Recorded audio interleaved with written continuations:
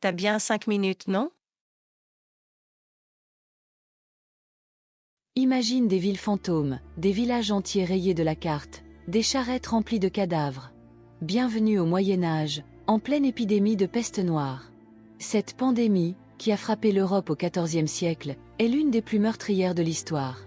Mais au-delà du bilan humain catastrophique, elle a aussi profondément transformé le continent européen. Nous sommes en 1347. Des bateaux génois accostent en Sicile après un long voyage en mer. Mais au lieu d'apporter des marchandises exotiques et des nouvelles du monde, ils transportent une menace invisible. À bord, les marins sont faibles, fiévreux, couverts de ganglions noirs douloureux. Certains ne tiennent même plus debout. Et cachés dans les cales, des rats infestés de puces par une bactérie mortelle, la Yersinia pestis. La maladie se répand à une vitesse fulgurante. En quelques jours, les premiers cas apparaissent en ville. En quelques semaines, elle atteint les grandes routes commerciales, portée par les caravanes, les marchands et les voyageurs fuyant les foyers d'infection. Villes et campagnes sont touchées sans distinction. Le taux de mortalité explose, et l'Europe plonge dans le chaos. Face à cette catastrophe, les médecins sont totalement démunis. Ils ne comprennent ni la cause ni le mode de transmission de la maladie. Certains portent des tenues étranges, de longs manteaux de cuir et des masques en forme de bec d'oiseau remplis d'herbes aromatiques, pensant que la peste se propage par l'air empoisonné, le fameux miasme. Et en quelques années, la peste noire a emporté entre 30 et 50% de la population européenne. Oui, t'as bien entendu. Des millions de morts, un véritable choc démographique. Une des conséquences directes de cette catastrophe fut une pénurie massive de main-d'œuvre, notamment dans les campagnes, où des villages entiers furent décimés. Les terres, autrefois cultivées par des centaines de paysans, se retrouvèrent abandonnées, les récoltes pourrissaient sur place, et les seigneurs, privés de bras pour travailler leur domaine, furent contraints de revoir leurs exigences. Ce bouleversement marqua le début de la fin du système féodal. Le pouvoir des seigneurs s'effrita, tandis qu'une nouvelle classe sociale émergeait progressivement, les travailleurs salariés.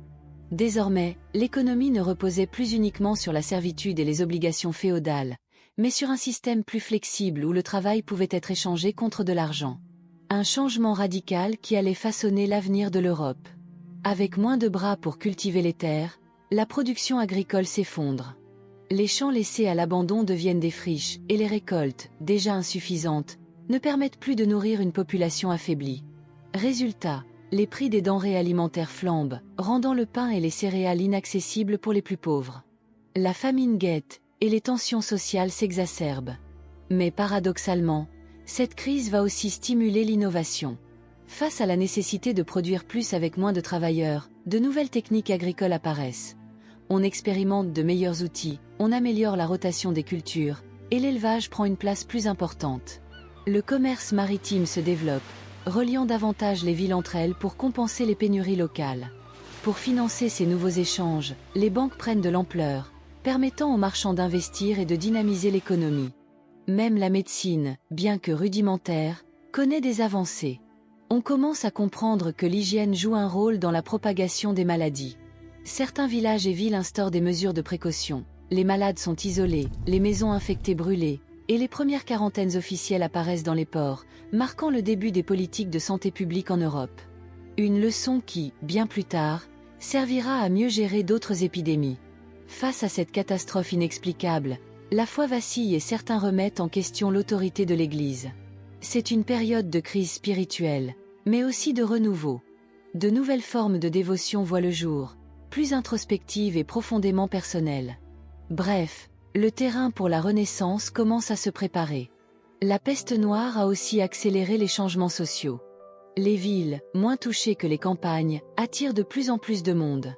C'est le début de l'urbanisation, et de l'essor des villes comme centres économiques et culturels. Voilà, en 5 minutes, on a fait le tour des principaux impacts de la peste noire en Europe. Bien sûr, il y aurait encore beaucoup à dire.